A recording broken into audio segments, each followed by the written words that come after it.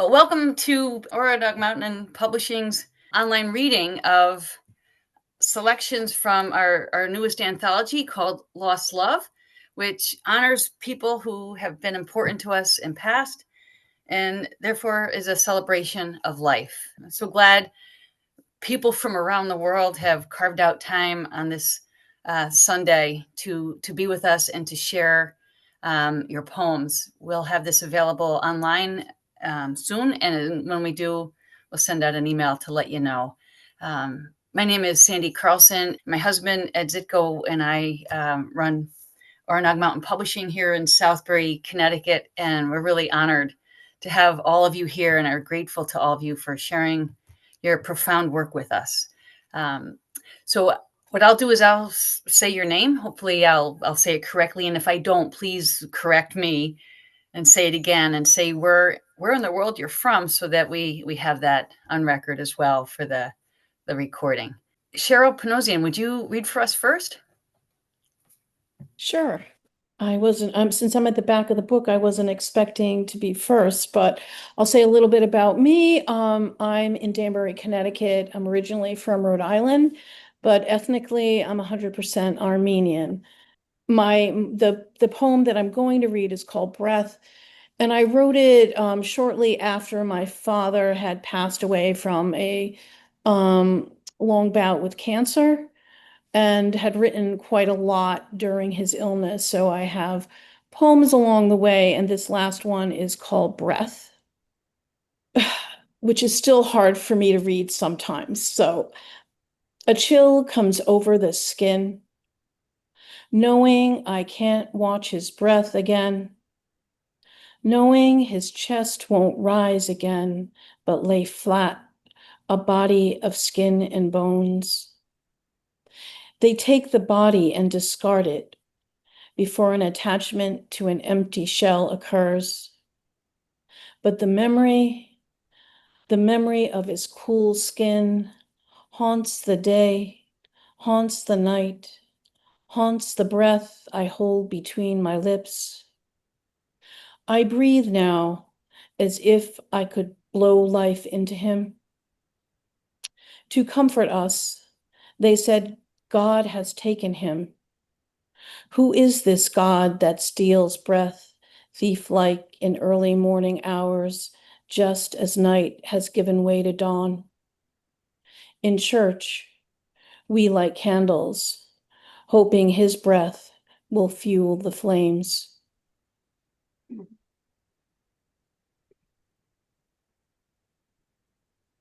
Thank you. Thank you, Cheryl. Steve Walter, would you read for us? Yes, thank you very much. It's delightful to be part. Hi, Ed. Good to see you again. It's great to be part of the group, and yeah, really looking forward to a collection coming out later as well. This poem is called All I Need. I'm based in England, in Kent, just south of London, and this is really about first love at university. All I need. If I were to be honest, all I need is what I am. So why do I long for her? Her taste, her touch, her sex. Surely knowing that I could ought now to be enough. But I do not want only to remember her warmth, her kiss, her skin, her smile, her playful laughter. What I want is to relive those first few weeks, months, hours, days, when there was nothing in the world that mattered more than to be together. When our embrace broke the hearts of lovers not yet born, and we took what we each had to give as if it were a child to grow with us. All I need is what I am. I am that child in her. She is in me. I cannot forget. I even remember the shapes of the bedclothes each morning, as if our every movement were captured in their soft folds, mounds and crevices. And I remember the voice of the singer who sang to the bonding of our muscles and limbs, matching the rhythm, and sang again the day we parted, releasing each other. Thank you. Thank you, Steve. Thank you. Sam Rabinowitz, would you read for us? Hello, everyone. This is all really very new to me. kind of amazed at what's happened here. So a little surprised about this. And as you can see from my setup here, I do not really have a face that's quite that red, but anyway, that's the way the lighting is here. Um, this is the eulogy for my father, short and sweet. I wrote it after he passed. I started it when he was 95 and went in the hospital and for something, and they thought he was not going to make it out. But my father, being the fighter he was, after 2 months in the hospital and 1 month in rehab, he came out of it and wound up living to 9 days shy of 100. And that's when I finished this eulogy. I later repeated it when my mom passed away at the age of 102. So I was blessed with really wonderful parents, and I hope this is what it kind of expresses it to you this way. When you have to say goodbye. So many times when I was young, I needed help, and you were there. A gentle smile, a tender touch, a soothing hug to show you care. But now you're gone, your time has passed, and still the memories will ever last. It's just so hard to have to say goodbye. As I grew up, you made the time to be with me no matter what. And yet I find I still want more, but now that door's forever shut.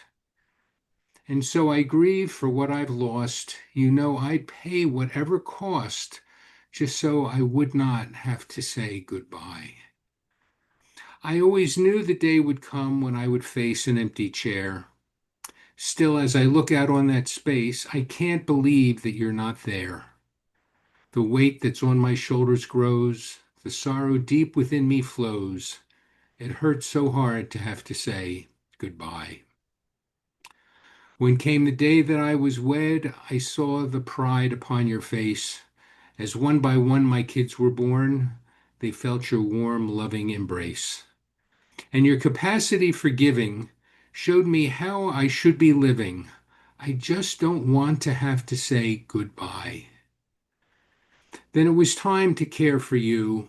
It was my turn. I did my best. And though you tried to stay for me, you are now finally at rest. The times we shared, the fun we had, I find I'm smiling, though I am sad. The time has come for me to say goodbye. But in my heart and in my soul, you are the part that makes me whole. And while your face no more I'll see, you'll always be the best in me. So as the tears flow down my cheek, I'll stand up tall and loudly speak that I will never truly say goodbye. No, I will never, ever say goodbye. Thank you. Thank you, Sam. Sunila, would you read next? Hi, yes, I would love to. Am I audible? You are. Okay, so just for the context, I wrote this poem for my biological father. I lost him in 2020. So I could not say a few words to him even after his death, even when he was alive. So it goes like I wrote him letters that never really reached, telling him I miss him every single day of my life. Does he know? How would he know? I wrote him letters that never really reached.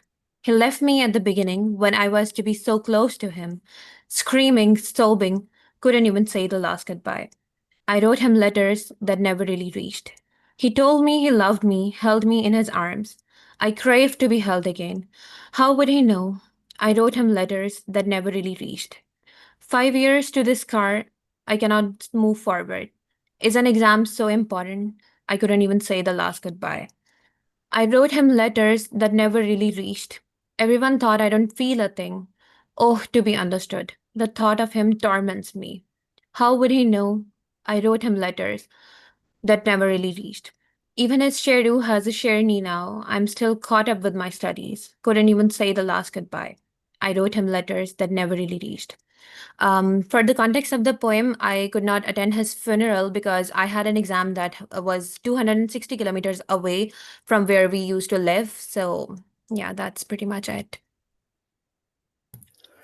Thanks, Sunila. And where are you calling in from? I'm from Lahore, Pakistan. Well, thank you for being with us today, and thank you for your poem. Thank you so much. Thank you so much for having me. Our pleasure.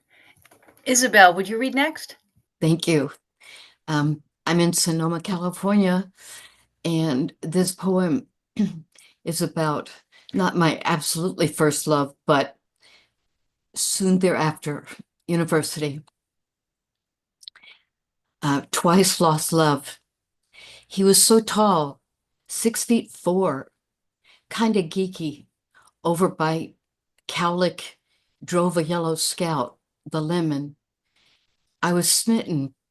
I thought he was too. We got pinned on the third date. His family, all the boys, were engineers. He was different, majored in philosophy. I was an art major and Spanish, just back from my junior year in Seville. He was a sophomore. I was a senior. We were the same age. We both smoked. We liked to drink beer. We only dated on Saturday nights, both of us studying hard. I made my best grades that semester, but somewhere along the line after Christmas, I discovered he felt guilty. He had been innocent. I couldn't change who I was, nor the experiences I'd had, and he couldn't forgive himself. I was devastated, and I had to end it. He went on to do really good things, a humanitarian. He even worked through the government, doing good things. I never forgot him. Years later, in a moment of nostalgia, I found his obituary online. He died after a fall downstairs to his pied-à-terre in DC. I felt like I'd lost him twice. Thanks, Isabel. Sherry, would you read next? I will. Thank you. It's an honor to read here with all of you today. And thank you, Sandy. This poem is about my cousin. It's for my cousin. It's called Without Carlene. Walking toward the river once, I followed a woman. She had dark hair and reminded me of my long past cousin. I always wanted her to be my sister. In yellow grass by the walk, a flock of grackles chattered and grazed. Someone was fishing at the short river dock that day. Two older women under wide-brimmed sun hats shared a bucket of minnows for bait.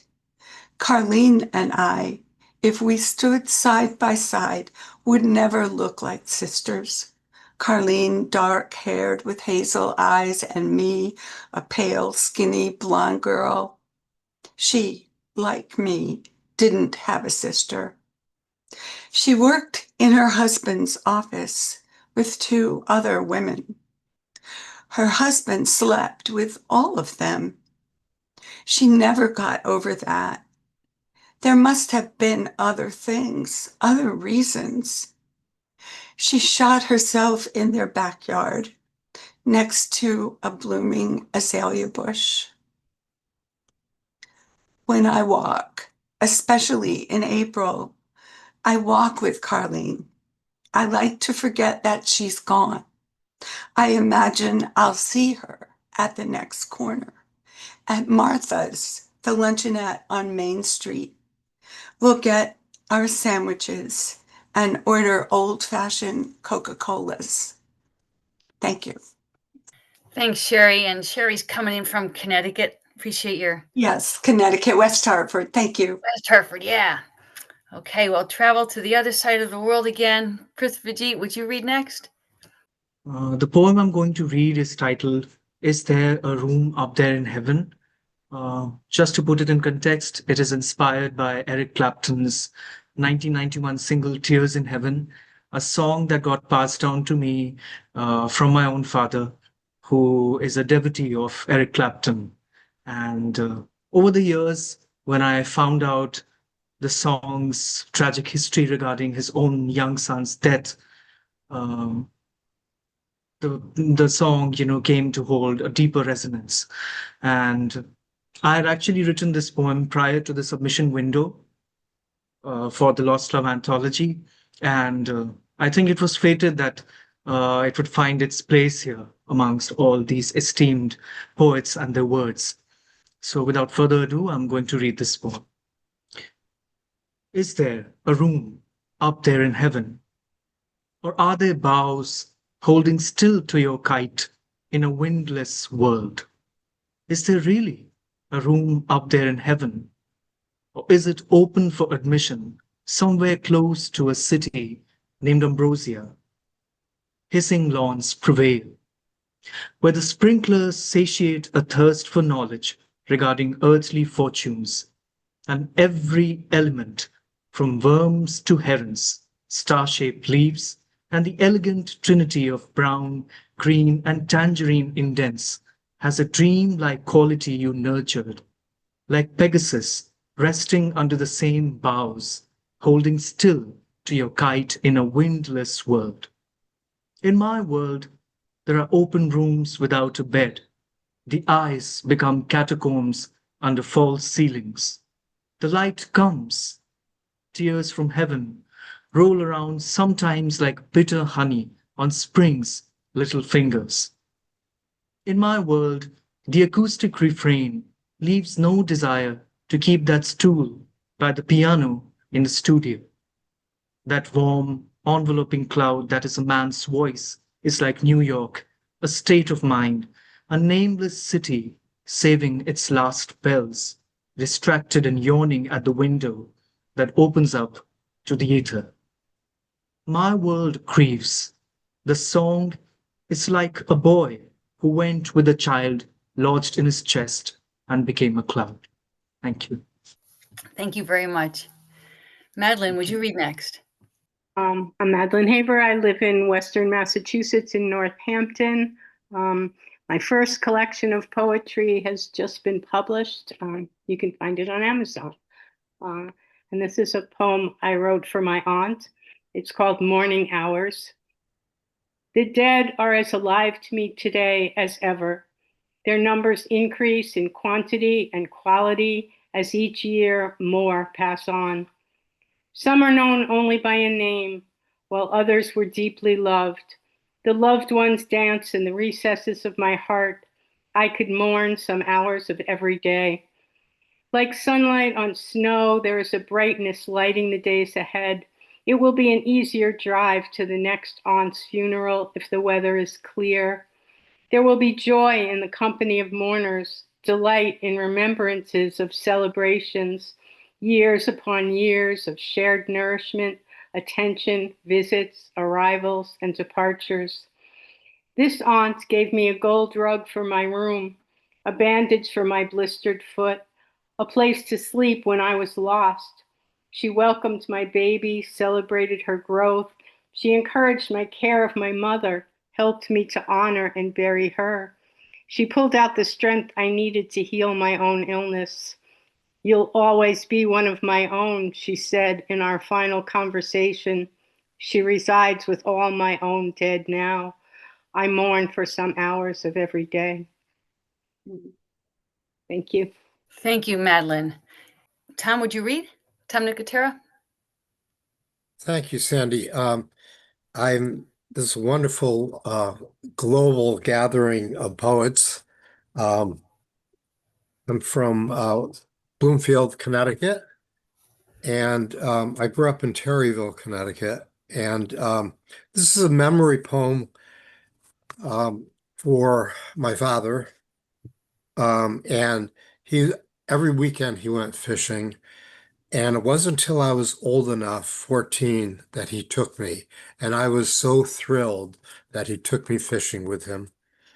And the setting is, the year of this is maybe around 1962, which explains the cheap prices mentioned in the poem. It's called Dreaming of Fish. When I think of you, I recall the early morning ride to West Hill Pond. Car hugging curves, sun just rising, lake surface shimmering, air vibrating with the fish to be taken, the giant trout lurking, perhaps even the rare and fierce landlocked salmon. $2 for a boat gave us the day afloat, and after donuts at the dockside grill, we spent the day skimming the water, the line tugging at our hands, spinners dragging down the minnows to the numb cold waters where trout stirred. The sun's quiet heat was broken midday by a feast of grinders and cold sodas and whatever talk mulled between us. We stayed till we caught our limit, 5 trout each, which Mom would clean that night, then fry the rich freshness in egg and milk batter. We stayed till sometimes 1, sometimes 4, whenever that limit came. But we stayed together, man and boy, poles held taut, boat gently rocking, swallows skimming the surface, clouds floating in water, waiting for fish, dreaming of fish. Yeah. Thank you. Thanks, Tom. Catherine Lee, would you read next? Thank you, Sandy, for accepting my poem into this anthology, and I'm really enjoying everybody's poem. I'm from San Antonio, Texas at the moment for the last couple of decades, and before that I spent most of my adult life in Massachusetts. Before that I was born and raised in New Jersey. And okay, I'm going to read my poem called What's Left. Some time ago, we spent long years as lovers, spoke delightedly of having children once, our twins. Facebook stalking decades later finds you married happily, what I desired for you, with doting adult children, in-laws, grandkids, wishing you good health and Godspeed, going toward your 62nd year, that year. Then someone changed your Facebook monitor, added RIP. Not a thing exists of what we were. No contact with your family I knew, all gone to spirit. I suppose they of years gone by. For me to even grieve what might remain long past our discontinued troth, what's left has left behind odd sense, bereft. Thank you. Thank you, Catherine. Jackie, would you read next? Thank you. I'm Jackie, and I'm from Southern California, United States. I wrote this poem for the people I lost in my life, both alive and who passed away. My poem is called Never Again. I go to where I last saw you, where plum blossoms painted the road white, to see you again. But the ground is swept clean by leaf blowers, and it is only me on the gray concrete. I go to where I once saw you, where the crescent moon hung like a metal hook, to see you again. But now the moon is full, and for all these days and weeks, I have not yet found you again. You, a passerby of gardens and night skies, never to be caught at the same place again. Thank you. Thanks, Jackie. Lynette, would you read next? This poem that I have to share with you today, it was written last year, October, for the Worcestershire Promptober Challenge. and the word given was deny. So I took the opportunity to write something in honor of my mother who passed away from breast cancer, October 1st, 2018. Breast cancer denied you the opportunity to see your first great-grandchild. Our hearts became more heavy because in a few years, your grandson died. We pray that he rest with you. Even as we think about your journey, it makes our hearts continually cry because we can no longer speak with you. You were denied the opportunity to see my children graduate, to encourage them to live their best, and for their goals remain passionate. Although we feel that we were denied just another day spent with you, God had other plans for us to see his love through you. Although you're gone and life's not the same, it doesn't mean that we've given up. We may be denied another day with you, but our love for you remains the same. Thank you. Oh, and I'm from the Virgin Islands. Thanks, Lynette. Mary Ann, would you read next? Yes, absolutely, with pleasure. Thank you so much, Sandy and Ed, for including me. I'm really grateful to be here today as well. Lynette, neighbor from St. Martin. So just wanted to say, this poem is for my father. Oh, shucks. Actually, I also wanted to say, the reason I just said that, I had my poem called up, but since our friend Joseph was having trouble, I don't know if you're going to be able to read. And if you think you still might be having sound trouble, it would be my pleasure to read on your behalf today, if you would like that. Please let me know, and I would be delighted. Meanwhile, I would share a poem for my dad from the anthology. My father was at one with the sea. In his arms, the water was my best friend when he carried baby me into the waves. I body surfed timelessly, lips blue, as if I had fallen through northern ice into subtropical winter.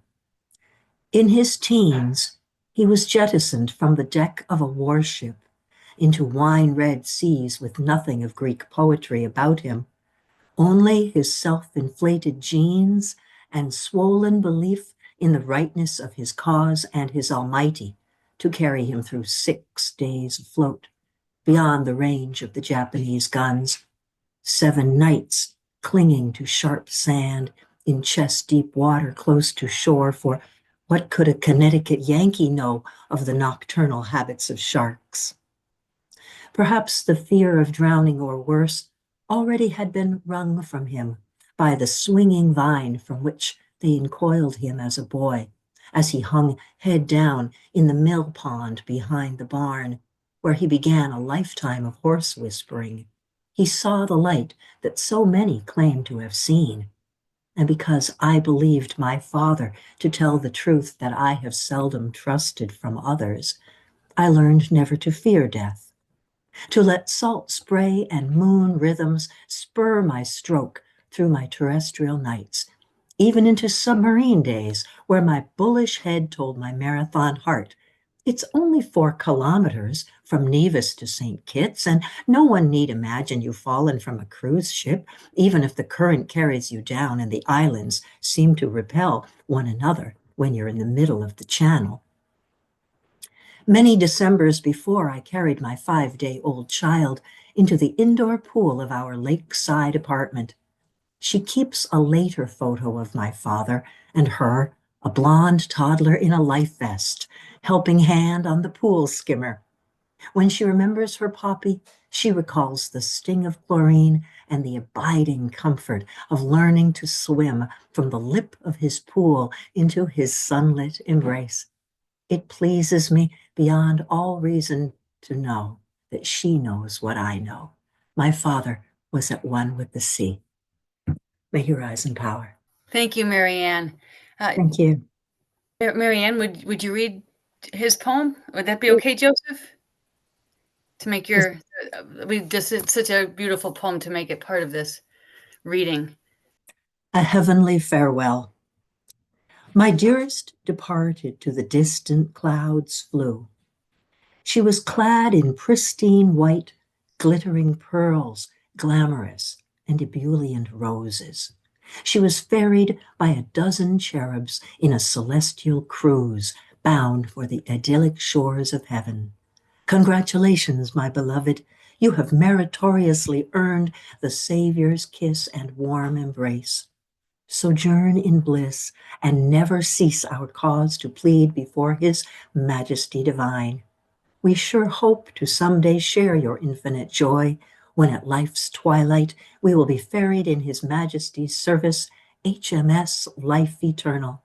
Happy eternal vacation to you, Mom. Thank you, Joseph, for the privilege of reading on your behalf today. Ed, would you read? Sure. And my poem is called Never Got Old. I'll know I'm getting old, the father said, when you beat me. The son dribbled the ball atop the key. They stood there in the street, hoop at the curb, in front of the small house, just enough light catching the rim and the net. Barely 20 years apart, they played often, after dinner nights, after chores on weekends. The games were all. K, old man, thought the son, juking left, then hard step and drive right. The father's hand shot out to steal the ball.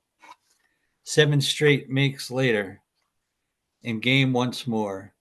Beating the dad, turns out, required much more work. The dude had game.